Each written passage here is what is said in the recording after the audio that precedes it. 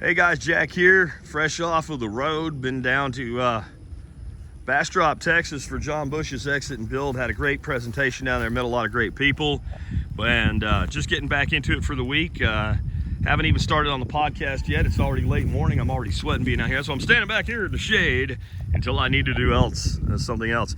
I want to give you an update on this ever-expanding magnum opus of a system of mine. Duck pond in center, everything here running off of it. This is actually not directly attached, but it's indirectly attached. We'll get to that in a second. I'm not going to explain the system even in short again today. If you want to know more about it, I will put a link in the video notes below that explains the genesis of the system, what it does and how it works. But what we do need to know, and now I got to go out in the sun and be all hot and sweaty, 90 plus degrees today already. It's not even noon. This is effectively an overflow spillway for this little in-ground pond here. And it overflows and these rocks prevent erosion, and that was a temporary solution. And right now, it's kind of a ditch right in here, a natural ditch. Mostly we formed it by excavating this area because this actually goes below grade about 18 inches to give us a little over 2 foot of maximum depth in here. Depth in here. So right now when this overflows, it mostly floods through here. It ends up in the remnants of the trench line for that buried pipe there. But eventually, we're gonna come in here, we're gonna build us a little ramp, and we have some scrap left over of this pond liner. And we're gonna line that like a dry creek bed. It's gonna come all the way down. And I've been talking about doing this for a while. That pipe's just there as a template, so I dug a nice straight, well, slightly curved swale. And as you can see, this is what I call a swale-like feature in the landscape. It's not a real swale, not very deep. It's only a couple inches deep because, well, that's why right there. You know, you start going down, all you're doing is pulling up some slab rock, making a real mess, and much deeper than that, you're just hitting shelf. So this looks really cool, and I guess you probably figured out now, that pond will overflow and flood this swale line. That will irrigate this new berm that went in, and since there was only so much dirt that came out of it, this berm's actually been built up with some brought in soil mixture. So it's a mix of native and cultivated. It's basically a compost and topsoil blend I get from a place down the road just a few miles away. They bring a big truck here and dump it in my field, and I use it wherever I need it. I'm hoping to not have to keep doing that much longer. I've done a lot to build soil in this place. It's radically transformed over 9 years, but when I'm doing a project like this, I still need it.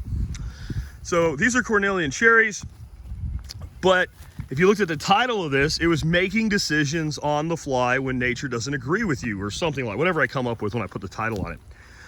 So here's the deal. This is not really a swale. It's more of what we would call a diversion drain, because this is lower than that. When you do a swale, especially when you're gonna do what I'm attempting to do here, you want to be on contour. If I was on contour, if I'm right there, I would end up about right here, actually closer to here. You see the problem? This system with these overflow tanks that are integral to the rest of the system is kind of in the way. You end up with this pinched off thing. Also, I have right here water access, and it passes through, goes out there and provides water to the rest of my property. And there's a pipe. That pipe goes right here, just barely at the front edge. It's actually about right where that pipe that I use as a template, it's like right there, just in front of it. Now, since I can't dig, a foot, 2 foot deep and bury my pipe like normal people, that means that pipe's in the way. That means that swale would have had to cross that pipe exposed. All of that's bad.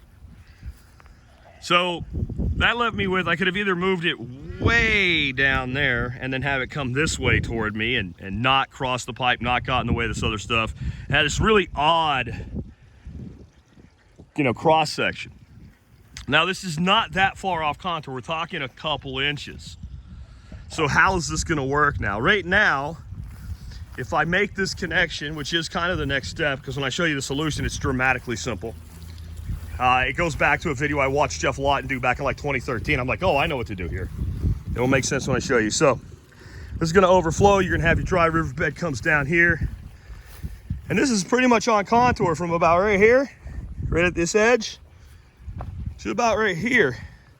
We have a little pitch up here in the formation. This actually is helpful. and then we get a good drop. So what happens is when this floods, because I already flooded it to sea, it starts to do what it's supposed to do, and then it drains out. And that's not a problem, because a swale is not supposed to hold water. This is not supposed to look like a mini canal. In our summers, when this thing fills up, if it didn't infiltrate, it would dry out in maybe 20 minutes, right? So we need it to infiltrate into this non-compacted berm that's downgraded in the swale. So we need the water to hold here long enough for that to happen. That's all we needed to do.